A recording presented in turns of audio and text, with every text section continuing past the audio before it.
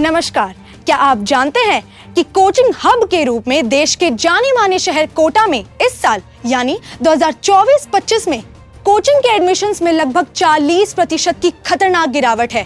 कोटा के hostels, PG, tiffin centres और छोटे बड़े कोचिंग घराने सहित रियल एस्टेट सेक्टर में भयंकर हाहाकार मच चुकी है और सब एक दूसरे के कपड़े फाड़ने पर उतारू हो गए हैं। कारण है अपने कुकर्मों की अति से ये अवैध कोचिंग संस्थाएं अपनी मौत खुद मरने लग गए हैं। ओवर कॉन्फिडेंस और देश विदेश में विस्तार के चक्कर और ज्यादा और जल्दी धन कमाने के लालच में अपना घर खुद जला बैठे हैं। कमोबेश ऐसी ही गिरावट की रिपोर्ट देश के अन्य पॉकेट से भी आ रही है। हुआ यूं कि रोज रोज की स्टूडेंट्स आत्महत्या की हाय इनको खा गई और सुप्रीम कोर्ट, हाई कोर्ट के ऑर्डर्स तथा इलेक्ट्रॉनिक और सोशल मीडिया की चौतरफा दबाव और न्यू एजुकेशन पॉलिसी की अनिवार्य आवश्यकता के चलते केंद्र सरकार को इन्हें कोचिंग रेगुलेट करने के लिए सेंट्रल कोचिंग रेगुलेशन गाइडलाइंस जारी करनी पड़ी। बस फिर क्या था, कोचिंग गाइडलाइंस मात्र नहीं, माता पिता और छात्र छात्राओं के वर्षों से दबे हुए गुस्से को झकझोर कर रख दिया। मानो वे सोई नींद से जाग गए हो। उनकी समझ में आ गया है कि किस प्रकार कोचिंग वाले उनकी भावनाओं के साथ खिलवाड़ कर उन्हें लूटते आ रहे हैं। अब पेरेंट्स की समझ में आ गया है कि कक्षा 6ठी से लेकर 10वीं तक उनके बच्चों को कोचिंग की कोई आवश्यकता है ही नहीं, क्योंकि उस स्तर पे तो कोई कॉम्पिटिटिव एग्जाम होते ही नहीं हैं और ये पूरी तरह से गैर कानूनी होकर बैन भी हो चुके हैं। पेरेंट्स अब अपने नन्हे बच्चों को 11वीं व 12वीं में ही फाउंडेशन के नाम पर कोचिंग के अंधेरे कुएं में धकेलने से पूरा परहेज करने लगे हैं। अब पेरेंट्स की समझ में आ गया है कि तसल्ली से 12वीं पास कर लेने के 6 महीने बाद बच्चा अगर जेई या नीट स्कूल व कोचिंग के डबल प्रेशर के बिना सुकून से दे देगा तो कोई पहाड़ नहीं टूट पड़ेगा। तब तक बच्चा अधिक मैच्योर होकर स्वयं के सही निर्णय ले पाएगा और पेरेंट्स का थोपा हुआ निर्णय बाध्यकारी नहीं होगा। अब तो जग जाहिर है कि किस प्रकार कोचिंग के एजेंट्स और सेल्समैन गांव शहरों से स्कूलों द्वारा तैयार किए गए संभावित रैंकर्स की हंटिंग कर उन्हें मुफ्त और स्कॉलरशिप का लालच देकर उनका खुलेआम अपहरण कर उन्हें बाड़े बंदी कर लेते हैं और किस प्रकार उनके पीछे पीछे हजारों नादान बच्चों से मोटी फीस वसूल कर उन्हें बेवकूफ वे अपना बैंकर्स बनाकर अपना उल्लू सीधा कर लेते हैं। हालांकि कोचिंग वाले अच्छी तरह से पहले ही जानते हैं कि इन हजारों बच्चों का सिलेक्शन कभी नहीं होने वाला, लेकिन अपने इन्वेस्टर्स के टारगेट के दबाव में इन्हें झूठे सब्ज बाग दिखाकर इनका क्रूर शिकार कर लेते हैं।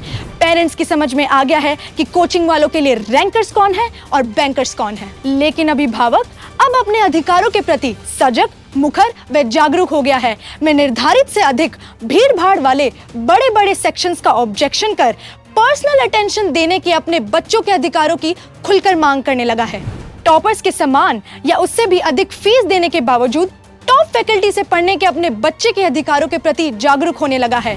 सत्र के बीच गैर कानूनी मेरिट आधारित सेक्शन रिशफल से टॉपर्स के सेक्शन अलग कर देने जैसे गैर कानूनी भेदभाव का भी खुलेआम सामूहिक विरोध करने लगा है। उपभोक्ता अब सावधान हो गया है। वह मुनाफाखोर कोचिंग को पूरी फीस एडवांस में देने के बजाय 4 किश्तों में जमा करवाने के अपने विकल्प को समझदारी से इस्तेमाल करने लगा है। एडमिशन के कुछ ही दिनों बाद ज्यादातर कोचिंगों के बदले हुए रवैये से उसके समझ में आने लग गया है कि उसका लिया हुआ निर्णय सही है या नहीं। पीरियोडिक टेस्ट रिजल्ट्स के अनुसार उसका गवर्नमेंट फ्री सीट के लिए सिलेक्शन हो पाएगा या नहीं।